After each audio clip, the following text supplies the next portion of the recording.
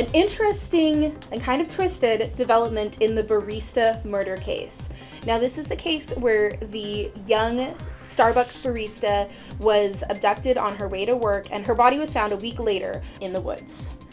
Ryan, what's the new development? So as if this case was not awful enough and strange enough, It really is. the boy who confessed, Jonathan Holt, who, I mean, it's an awful situation, as you said earlier. He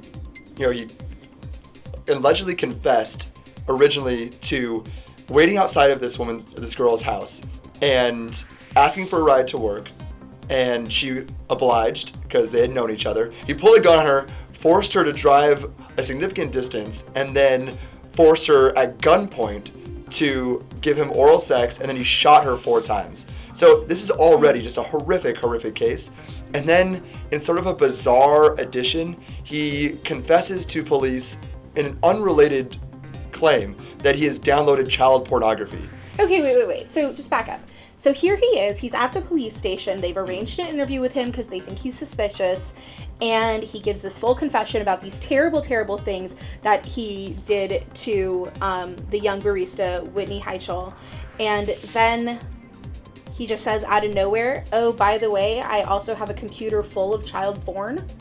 That's pretty much it. I mean, was he just trying to stop them at the gate knowing that they'd come in with a search warrant and find it all anyway? Or what do we think is happening here? It's so unrelated to the actual charge that's against him, whether he was just trying to get, it's like a confession to a priest. He was like, well, what are all the sins that I've committed in my life? Here's the litany of them. And child pornography happened to be one of those things. It's not entirely surprising considering the nature of the crime. And when there's sex abuse involved and there's violence involved, that something like this is prevalent. It's just not usually something someone confesses when nobody else has brought it up. I don't know what his defense attorneys are going to do with this. They're probably going to do whatever they can to make sure these statements never see the light of day, or at least the light of the courtroom.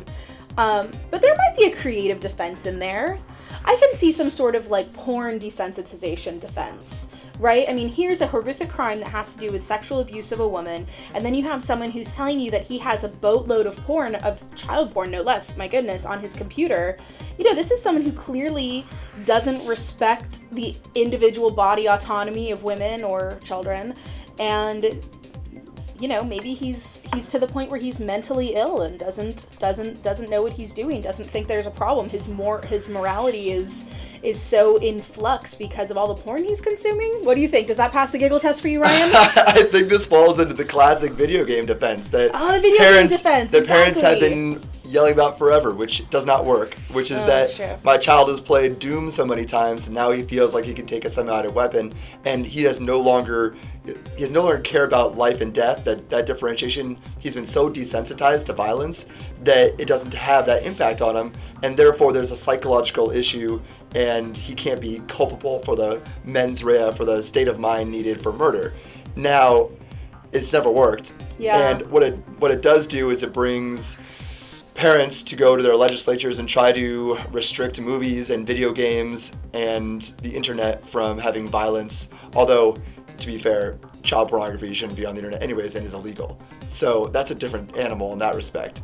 I mean, they're different things, but, there might be an argument there. Probably wouldn't convince any juror that I could think of, but maybe a creative defense attorney would go there. I don't know. But this is a horrible case, and we're going to be staying on top of it, bringing you all the latest developments as this case progresses to trial.